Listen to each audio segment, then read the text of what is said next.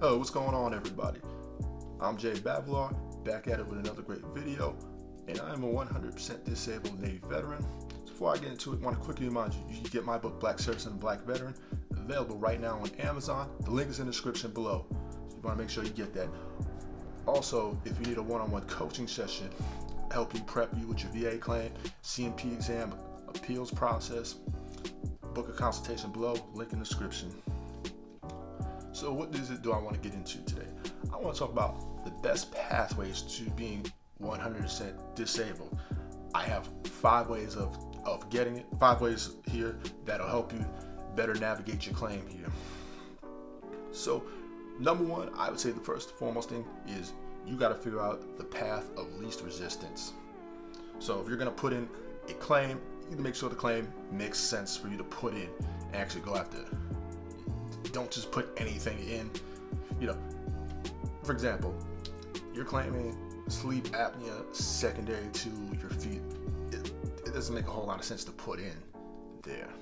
Now, if you can prove you have sleep apnea, by all means put it in.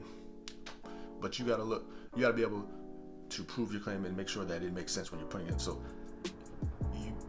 can you find something that's secondary to something? For example, one of the most common ones, migraine secondary to tinnitus.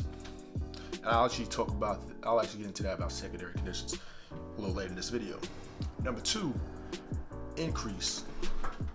So figure out if your claim warrants an increase. First of all, see what is the highest rating for that condition. For example, tinnitus, 10% is the highest you can get. So it's either you're rated for tinnitus or you're not. Either you have tinnitus or you don't. They're not going to rate you any higher than 10%. So it wouldn't make no sense to put an increase for tinnitus. So look through your claim and see, okay, can I get an increase? For example, if you have plantar fasciitis, if it's rated at 10%, you can definitely get an increase. If it's rated 10, 30, and 60 of it. Next one, high value claims. So kind of ties into increases here. What are high value claims? These are claims that have a probability of getting a high rating for. For example, mental health conditions, PTSD, somatic symptom disorder, major depressive disorder, and the other 30 other mental health conditions that you can claim here. Migraines is another high value claim. GERD, plantar fasciitis, IBS, irritable bowel syndrome. These are all considered to be high value claims where you're at a likelihood of getting a higher rating as opposed to putting something like musculoskeletal, a skin condition that's usually more or less a 10% rating for the most part. So make sure you're looking at high value claims. Number 4, this kind of ties right into the high value claims, and I spoke about this earlier. Secondary conditions. What is something you can second? For example, mental health like somatic symptom disorder. I believe it's easier to prove when you're claiming secondary to a condition.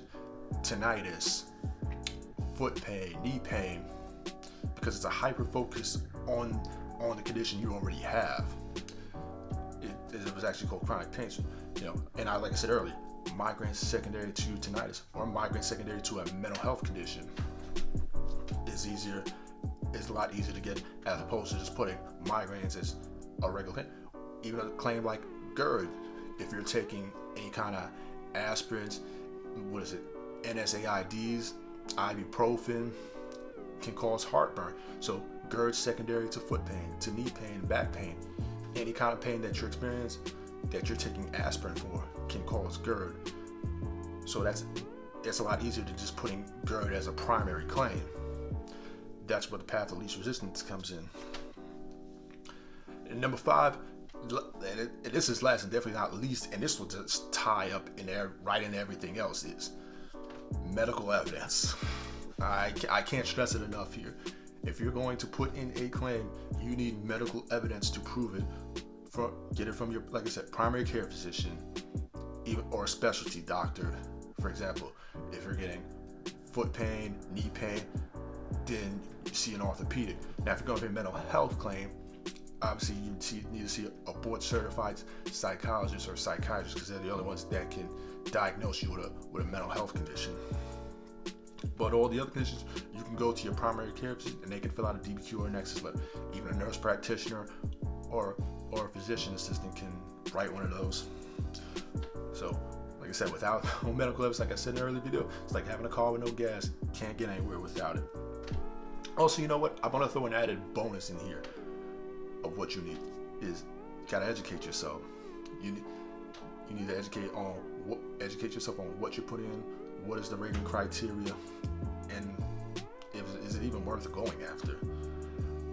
So hopefully these 5 ways can help you get that 100% and help you with that path of least resistance. That's all I got for today. Before I get out here, once again, I'll remind you to get my book, Black Service for the Black Veteran. It's available right now on Amazon. The link is in the description. Also, if you need help with your claim, an appeal, prepping for a CMP exam, you can book a one-on-one coaching session. The link is also in the description below. That's all I got for today. I'm out. Peace.